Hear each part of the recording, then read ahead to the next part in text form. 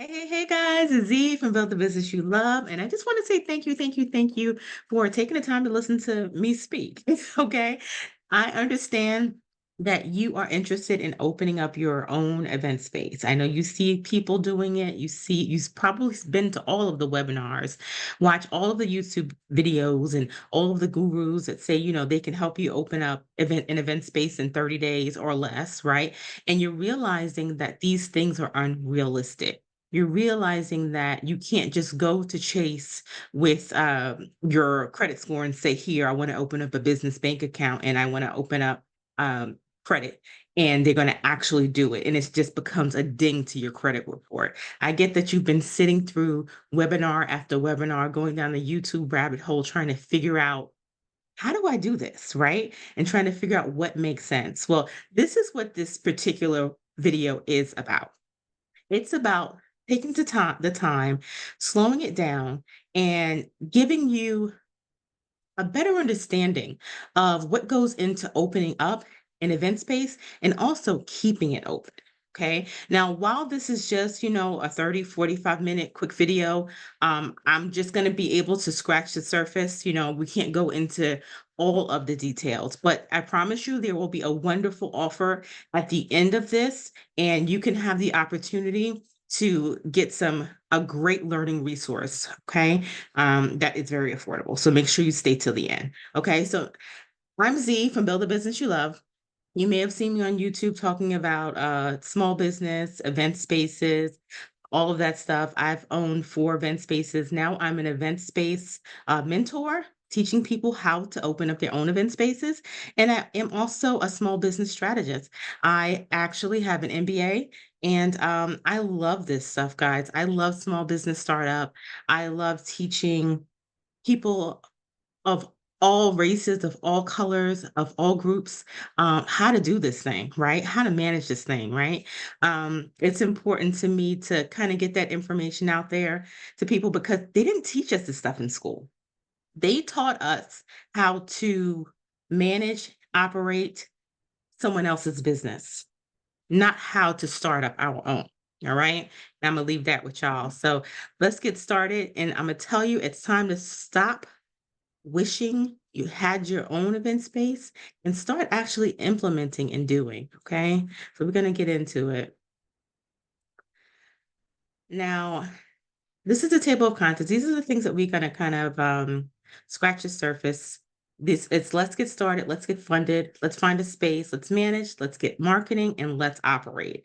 And these are the topics that you should consider when you're trying to open up your event space, right? When you're trying to build your business plan, you're trying to build your marketing plan. These are all the things that you should be considering, right? So let's talk about actually getting started.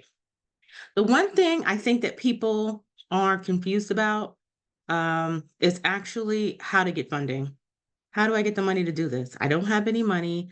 How do I get funded? Right? How do I get my LLC? How do I get my EIN and get the bank account and get listed and get my website going and how do I do all of these things in one? Like, what do I do first? What do I do second? And my answer to that is you have to do the research and figure out what makes sense for you. Obviously, you're going to need to do the research to make sure it makes sense financially and it's actually feasible, right? Like there's not too many event spaces in your area. You can actually make a profit based on the pricing that you've selected. All of that stuff are factored into just getting started and understanding how to start your business. So the things I want you to focus on when you're getting started is focus on your funding, your budget, right? How are you going to fund this particular venture? Are you going to borrow money? Are you going to use credit cards? Are you going to use your savings? Are you going to take it out of your 401k? Whatever it is. And I actually don't recommend doing that at all. But whatever it is, I want you to understand that all of these things are risky. Okay. Just investing, business, starting a new business is risky, especially if it's your first business. Okay. Um, things sometimes don't work out as well as you may think because of the lack of knowledge. So the first step I would say is to start with the research, okay? Figure out what you need to open up and to register your LLC with your Secretary of State. Figure out how to register yourself for within that beneficial ownership, because that's a new rule that you have to register your business and register your name, and letting the state know or the feds know who actually owns the business. um Make sure you know how to get your EIN from the IRS, because that's how you get it, and it's free. I've seen people pay $5,000, I am not kidding, for an EIN, something that is completely what? Free 99. Okay, so make sure you do your research, guys, okay? Figure out what you need for your business bank account, okay? And make sure before you start, please, please, please start listing your business, start that advertising, start getting your name out there, start with the social media. I know so many people who come to me afterwards and they're like, I already have my space, but I don't have anyone in the doors. I have no events planned. It's like, wow. So you have to be able to understand that you need to have those events planned. You need to have people on your schedule, or at least looking to book you before you even open your doors. Okay. It's really important. I'm not a big fan of taking bookings beforehand, before you're open, because you don't know what can happen with the powers that be. I call them the powers that be. That's with the state or your county, whatever permissions you have to get, whatever licenses, civil use changes, whatever it is, that you have to get. That can take months sometimes, right? So I am never a fan of taking bookings beforehand, but you want people to know who you are, where you are located, and that you are in business, okay, before you are in business, okay? So that's something that you have to make sure that you have in the back of your head at all times. Now let's talk a little bit about funding. Move myself out the way here. Let's talk a little bit about funding. Let's get funded. Now, choosing the right funding option really depends on a lot of factors. It depends on you and where you are in life, okay? It depends on your business's stage of development. Maybe you've had a planning business already and you're trying to transition that into an events-based business because you love the industry and you feel that that's the next feasible step. Then you need to just understand that, your business's financial needs. Um, it's common for businesses to use a combination of funding to meet your capital requirements. So it's just about trying to figure out what that is. And before pursuing any funding, make sure that you do thorough research, financial planning, and understand any terms that may be hidden. Like sometimes if you were to, I don't know, take out a loan or something and you plan on paying it off early, they may be penalties for that, right? So understanding little things like that, understanding your interest rates and trying to figure out the best interest rate to take, or to try to negotiate with your bank or credit union to make it make sense for you. Okay. There's a lot of different types of funding out there, but the ones that I see people using are loans and grants. Grants these days are really hard to come by, but I do see people getting them, but they are harder to come by. Business loans, business credit is a big one, and building that business credit either through the tier system. And if you don't know what that is, research the tier business credit system, or just using your own credit as a personal guarantor and getting business credit through that. Just know that your name and your information is connected with that uh, line of business credit. And there's also a difference between the personal and business credit. It's two different things, and you just have to understand that there are two different things. And sometimes, like when you are PGing or personally guaranteeing um, your business credit line or whatever it is that you've asked the bank for, sometimes they'll ask for that. They'll say, "Hey, we want you to PG. We want you to put your personal information, okay, up for this line of credit." Sometimes it happens that way. You just have to speak to the people in the back when you go to the banks or credit unions, build a relationship. That's really important. Make sure you open up accounts with them before you go asking for money. Make sure that you are understanding of what your credit profile looks like. And it should all make sense. Make sure you're giving them money every month. By giving them money, I mean making deposits into that bank account If it's a couple dollars a month, whatever it is, every month to ensure that you're building financial relationship with that particular financial institution, whether it be a bank or a credit union. Okay. Another thing is I see people doing is using or asking if they should use their money versus someone else's money. There's pros and cons to both. I recommend using that SWOT analysis, okay? That the strengths, weaknesses, opportunities, and threats of each opportunity and seeing what's best for you. Because I can't say, yeah, you should do this or you should do that. You have to weigh all of the benefits, you have to weigh all of the options, you have to weigh all of the threats and analyze that and see what works for you. If you don't know what a SWOT is, make sure you Google it, okay? And also determine your budget because you can't go to the bank and be like, "Oh, I want, no, no." You have to know how much you will need to borrow, or if you need to borrow, or how much you'll need in business credit, whatever it is that you're doing, even if you're using your own funds, you need you need some sort of preliminary budget, okay, a startup budget, so you could see the cost of things realistically. Okay, how much will it cost for you to actually rent the space? Are you using a realtor? How much is that?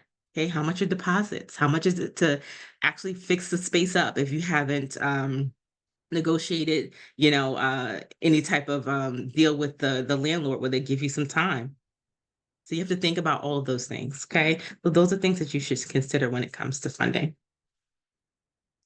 Now, the next question I always get is, you can't find a space. So, in finding a space, I am big on reverse engineering it. Other people will tell you, yeah, just go look for a space and then figure out all the stuff afterwards, the zoning and the C of O. I'm completely against that. I say figure out at least the area that it should be close or a good distance from your home, at least in the same county. And then actually do it backwards. So you're going to figure out by discussing and looking up information within your county with the inspectors, with your permitting department or planning department or buildings department, whatever it's called in your state and county. You're going to ask them what's necessary. Okay, what do you need? What does the C of O look like? What does it say? Should it say assembly? Can it say office? Can it say retail? Ask those questions. What about the Disabilities Act? Is that necessary? What use should it say on the C of O?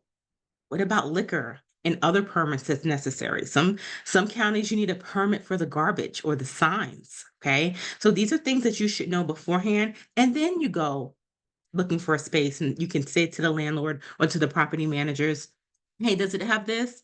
Does it have that? No? Okay, great." You're not even wasting your time, you're not wasting your gas. You know what you are looking for. And these are things that you could also tell a realtor if you decide to go with a commercial realtor and take that route, right? Secondly, you should look at your event space type. What are you looking for in a commercial space? What type of square footage are you looking for? What's your vision?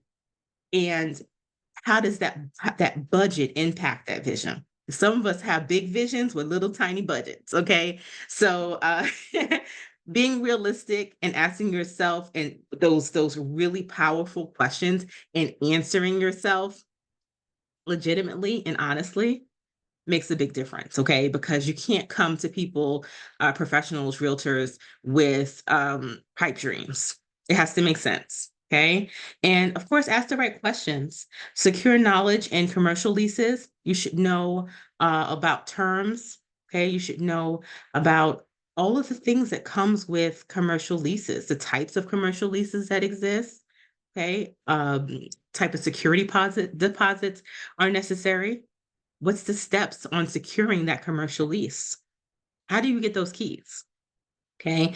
Um, and then look at things like square footage, lease clauses, stuff like that. These terms should not be going over your head. Okay. You should know what these things are before even making a call. Okay. The next question I usually get is how do I manage it once I get the space? Like, what? how do I do this, right? So when it comes to managing an event space, you have to focus on a few things, and this is just a small list, okay? Like I said, we're just scratching the surface today because I know you don't have all day and to watch these videos, and this is the whole purpose of it. We're kind of just cutting all the distractions. You know how you're sifting for gold, you're eliminating all the trash. We're getting to the nitty gritty here, okay? So things you should focus on is what you will allow in your event space.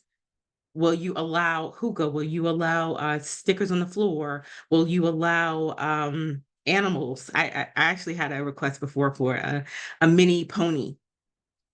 What will you allow in your event space? And some of these things may come as you go, but some of these things are really common sense. And it's just like, okay, well, based on what I see in the interest industry, I know that you're on YouTube, I know that you're on Instagram, and you see what's going on, right? So you have to look as you're looking at these things, ask yourself, in the back of your head, is that something I would want to do? Or you'll say something like, I wouldn't allow that in my event space. Absolutely not. So know what you're going to allow in your event space. The second thing is understand what the KPIs are, the key performance indicators, things that you should be looking at on a regular basis, things like your numbers, your financials, what your website is looking like, what are your ads looking like. Have a list of all of these things, make it make sense. Okay. If some things should be high, some things should be low. But it's based on, what your requirements are, what your criteria is. And it should just make sense for you and your business. Everyone's KPIs are going to be different. And yeah. So the systems, what systems will you use? Do you have a particular system in mind that you want to use? I know a lot of people use 17 hats, or Honeybook, or some people just use Acquidity, or it just really depends on. Some people just use Google, a plain old Google free website. It really depends on, you and how comfortable you are. Okay. So understand the systems that you'll need. You'll definitely need something with a calendar to keep you organized, especially if you have more than one space, or if you're renting out additional things like furniture and stuff as part of your business plan. Yeah, you're gonna definitely need something with a calendar, a booking calendar to keep you organized. Um, SOPs, standard operational procedures. If something happens to you, God forbid, right? If you get sick or you need to go on vacation, you need to have a plan so that someone else can do this work for you. Okay. That could be your plan from the start. Like, I'm not doing anything. I want to automate everything. I want to have specific things in place. And you do this by having those standard operational procedures in place to actually implement your automations, which is the next one. Your automations are the things that you'll have in place for implementation. Uh, when somebody calls for information, what happens? When somebody asks for information online through email, what happens? Right? Do they automatically just have to enter their email address, and then I get their email address and they fill out a fillable form, and then they get access to my prices? Or do I have my prices online, and they can just see it just like that? Like, so you have to ask yourself, what your automations will look like if you decide to have any. Will people just come in on their own using a keypad, or will you have someone there? So it just, or a little bit of both, right? So you just have to see how this plays out into your head. Again, just things to start to consider as an event space owner. How will you run your business? This goes, it's basically under this whole umbrella, right? What makes sense for you? Something that makes sense for this person may not make sense for you, right? Because you have a different situation going on. You may have a different financial situation going on. You may have a different scheduling situation going on, and it may not work for you what they're doing down the street, but you should know what they're doing down the street. Right? Um, or a couple miles away, wherever the next your competition is. Budget. So many people just don't know or understand how much money goes into this.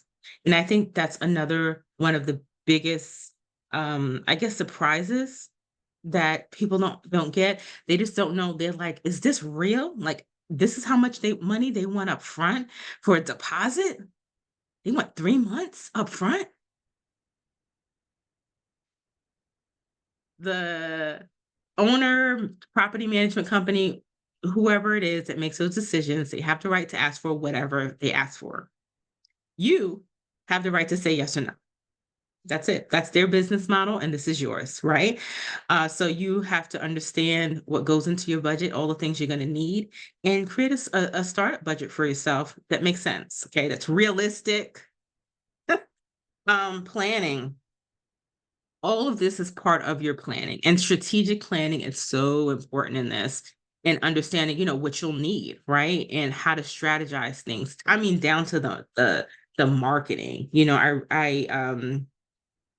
I see people doing things like, when they're first opening up, they don't have any business because they didn't let people know that they were in business or that they were coming or about to come. They need to see you coming from months ahead of time. We're coming, okay?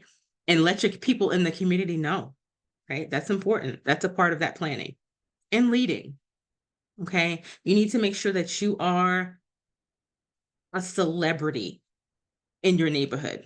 You may need to make sure that have a certain persona, that you have a certain mindset, so that when it comes down to any of these things, right, your leadership shows and you display that positive leadership, okay, that glasses half full perception of everything. And you have to make sure that you make the right decisions based on KPIs, based on your systems, based on the SOPs, right?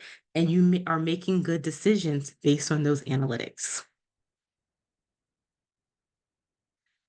Now we're going to get into a little bit into marketing because this is a big one. People have to understand that marketing is a big part of your business. Some people are like, I don't really want to talk, or I don't really want, to be the forefront. No, you have to put yourself out there. If it's not you, it needs to be someone. Okay. So in-person marketing is important if you decide to run your business that way. If you're there when people are coming to view, you have to show them who you are, right? If you decide to run your business that way. Some people decide to do automatically and they never get to see you. But depending on how you do it, if you are doing a face-to-face, that is part of your marketing. Okay, you have to know how to sell. Okay. um Digital marketing, SEOs, hashtag, keywords, ads. I'm talking about wherever you feel that your people are, that's where you need to be. Okay. And also your grand opening. That is a marketing experience. That's a marketing opportunity. Okay. And with these things, you really need to understand that everything, every encounter is a marketing opportunity for you in your business. When somebody thinks about having an event in your area, they need to say, "Oh yeah, I need to go to this place because I know the lady there, she's so nice. Or I know the guy there that runs it, he's so nice." You need to be the king or queen of event space in your neighborhood. That needs to be you. Okay. Automations again in marketing, very, very powerful. Things like following up. Following up is money in the follow-up. It's a term. Is it funding in the follow-up? I forget. But it's money in the follow-up. That's what it means. Okay. Emailing, examples of that is like if someone came in for, say, a baby shower, we know a year from that baby's going to be one. Why are you not sending emails out? Okay. So things like that can be done automatically so you don't have to think about it. It's not on your plate. It's something that can really help out your business. Okay. Pricing. You have to really learn pricing strategies, packaging, right? Times. What makes sense for you and your particular business, and what people want in your area. One area you may find that somebody will say, no, I'm really, or you may say that more people are interested in longer hours, they want the full day. I know in New York, they like to do it up, so these are events, okay? So they need time, okay? So you need to give those people time, but they need to pay you for that time. Okay. Really quickly, we're going to get into operations. What do you buy on a regular basis? Toilet papers, tissues, mopping stuff, cleaning products, things like that. And these are things that you can also use for your business credit. You can buy with your business credit and try to build your business credit with. Pricing and packaging. Again, that's a part of operations as well, because, as you see people, as things happen, somebody may come in and say, "Hey, I've been here before, had several parties with you. Can I get a discount?" So you could figure that stuff out on the fly. You should absolutely know your numbers so you could figure that out on the fly, right? What does it take to keep my doors open? What's my break even point? Do I have the capacity to even give a discount? Contracts. I might do a class on contracts because I might do a class on contracts because I see people going to chat GPT for contracts. And I mean, it's if that's what you want to do, but there are things that chat GPT can't give you that experience can. So things that can protect, you have to think about it and like this, like you need to protect you and your business from any type of, liability. You want to make sure that you're covered in your contract. But there's little things that goes into the do's and don'ts. Number four, that you want to also put in your contract, and chat GPT can't really, there isn't, that's not there yet. I love it, but it's not there yet. Customer service. People, there's a lot of competition out there, guys. You need to show people, who you are, what you're capable of, what you can do. Okay. And I am not a fan of the customer is always right, because they be coming out with some mess. Okay. Customers can come with some mess. They like to do chargebacks sometimes. They like to, come with the foolery, be bridezilla or baby showerzilla on the day of. Like they were fine before they come in and they're like, but all of your customers should be treated with kindness, respect. Okay. They should be treated the exact same way that the customer prior was treated. So there should be no favoritism, because then you'll get those reviews like, "Oh, well, I saw her doing this, but she didn't do that with me." And, so, or if you do it, try not to do it in front of the people. Give a little discount, right? But make it make sense for you and your business, okay? Party checklists and party days. So you should have a checklist for your customers, what you expect of them and what they should expect from you. There should be no confusion, okay? And as far as the party days, that's for yourself to understand what goes into that Saturday. What is that Sunday going to look like? What does that Monday after look like? What are you doing? Are you sending out emails? Are you giving back deposits? What are you doing? Understand what that looks like, okay? Now, I know all of this seems like a whole lot, right? It's a lot. I know. I know. I just been talking for a little bit of time. But it's a lot. So I understand that you're looking for an option that's not super expensive, because I know you've been to the webinars. I know you're like, "Oh, I'm not paying this much or that much," or maybe people don't seem as, competent or as knowledgeable, as perhaps you would like. I can understand that too. And I can understand that you're also tired of going down a YouTube rabbit hole. Maybe you're just looking for that one solution where you're like, that's it, right? Well, I definitely have a solution for you, one that's practical, flexible, where you can learn at your own pace, right? You can fit your learning into your busy schedule.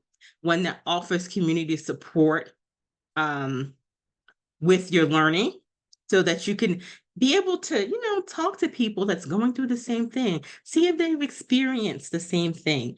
Uh, think about people having like minds, and understanding that you guys are going to go through the same kind of questions, landlords, pricing questions, situationships, and understanding what goes into that. And just knowing that you're not the only one. Sometimes that helps too, right? I know in one of my groups, I've had several times where people kind of talk people off of the bridge, like, "Hey, you don't have to worry about it. This is common." And sometimes you just need that, just letting people know. And the last thing you're looking for is a solution that's also affordable. Something that you don't have to pay a million payments of $1 million for, right? And you don't really actually know what you're getting. I get it. I understand. I get it. I know that you're looking for the solution that is practical, flexible, offers that community support and affordable. And I am here to tell you that I actually have a solution for you. And that solution, I want to go really quickly and go over what people are saying about this particular solution. They're saying that it's the best investment ever. They're saying that it's setting their expectations. It's the best money ever spent. They're saying that, uh, they have actually gone to uh, banks for funding, and people are saying, hey, you're really prepared. That's what you want, right? You want to come knowing what you're talking about. And that solution is actually called the Ultimate Event Space Course. And this course is really affordable. It goes into getting funded and started, finding a space, managing your space, marketing and digital marketing, day-to-day operations, and it's, as you can see, it's very, very affordable. So that's basically, the offer that I had for you that I mentioned earlier. And I definitely hope that you take advantage of it because if you're watching these free webinars over and over again, and you're attending this one, you're attending that one, you're trying to figure out, and you're hoping that you don't make any mistakes, then, you need something, you need a resource that can kind of help guide you through that. All right. And if you actually take advantage of this resource today, like I said, it's only 129. It's not payments of 129. It's 129 and you could check it out. And that's pretty much all I have for you guys, but I thank you guys so much for listening to my voice and hearing what I had to say. Hopefully, I've answered some of your questions or kind of gave you some aha moments where you're figuring out, what you want to do. Some of you may even say, you know what? I just want to see what it is, but I don't want to make spend all this money to see what it is, and this may be the price may be right just for that, right? Some of you may say, yeah, I'm ready to go. I'm ready to take this on, and I'm ready to stop wishing, and I'm ready to start moving forward. Then again, this opportunity is a great one as far as learning, as far as being practical, and like I said, the price is right. So I'm Z from Build a Business You Love. I hope you enjoyed this webinar, and the link will be somewhere around here. I don't know where it's going to be, somewhere below, above. I don't know. You can check it out and be sure to, if you, wherever platform you're watching this on, like it, make a comment, subscribe to the channel. However you're watching this, be sure to do that. Okay. I love you guys for watching. Thank you so much. Bye.